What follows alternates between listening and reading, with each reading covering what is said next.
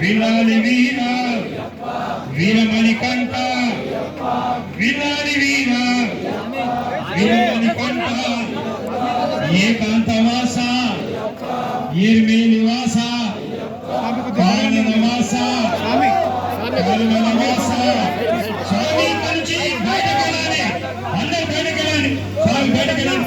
స్వామి అప్ప శరణమప్ప శరణమప్ప స్వామి శరణం స్వామి శరణం అయ్యప్ప. బయటకు వెళ్ళండి, మీరు అయిపోయినారు బయటకు వెళ్ళండి.